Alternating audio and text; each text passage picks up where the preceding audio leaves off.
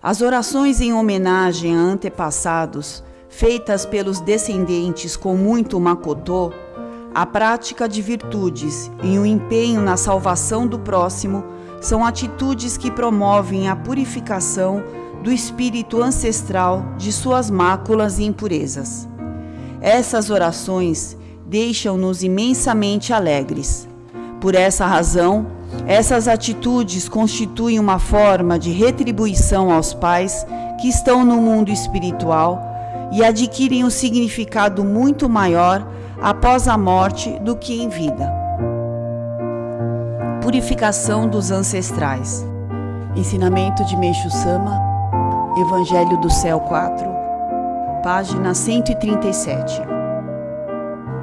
As orações em homenagem a antepassados, feitas pelos descendentes com muito macotô, a prática de virtudes e o empenho na salvação do próximo são atitudes que promovem a purificação do espírito ancestral de suas máculas e impurezas. Essas orações deixam-nos imensamente alegres.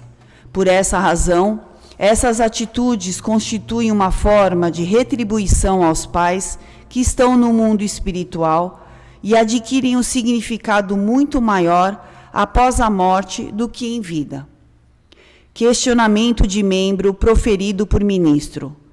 Gostaria de ajudar meu filho que faleceu há 5 anos, ministrando-lhe o curso de iniciação.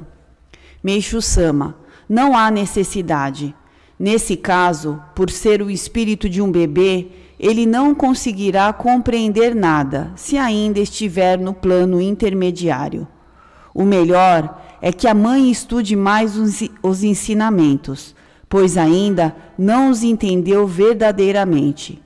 Sentir tristeza pela morte de um filho é natural, pois se trata de um sentimento humano. Portanto, não constitui algo ruim. Porém, ficar pensando constantemente em quem já partiu para o mundo espiritual prejudica essa alma. Saiba que quanto mais rápido esquecê-la, mais ela terá a possibilidade de ficar feliz. De modo geral, as crianças vão rapidamente para o céu, por possuírem menos pecados. Deve ser por esse motivo que desde há muito foram pintados muitos quadros em que as imagens dos anjos são representadas com fisionomia de crianças. O budismo ensina que, normalmente, o espírito de um recém-falecido permanece na sua própria casa por 49 dias e somente se encaminha para o mundo espiritual no 50º dia. Porém, no caso dos espíritos extremamente virtuosos ou dos muito negativos, eles vão diretamente para os níveis aos quais pertencem, assim que se desligam do corpo físico.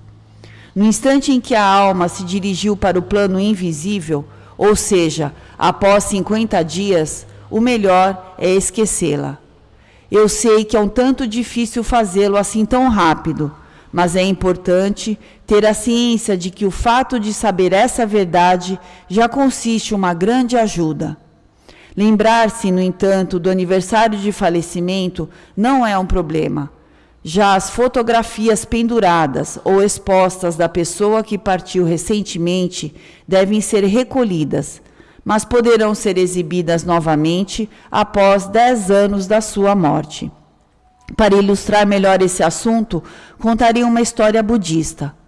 Na época de Buda, havia um discípulo chamado Mokuren. Em certo momento, Mokuren viu que sua mãe sofria, habitando o nível infernal. Esforçou-se ao máximo para salvá-la, porém ela não conseguia sair dali. Atormentado com essa situação, recorreu a Buda, perguntando o que poderia fazer para resgatá-la. Só obteve a simples resposta: o melhor é esquecê-la. Ao ouvir isso, esforçou-se para cumprir a orientação tanto quanto foi possível. Após 1 ano, sua mãe foi salva do inferno.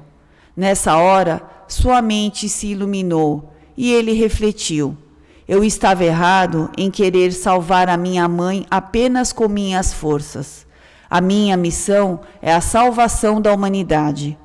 Quando o Senhor Buda me disse para esquecê-la, na verdade estava querendo ensinar que eu deveria me dedicar à minha missão.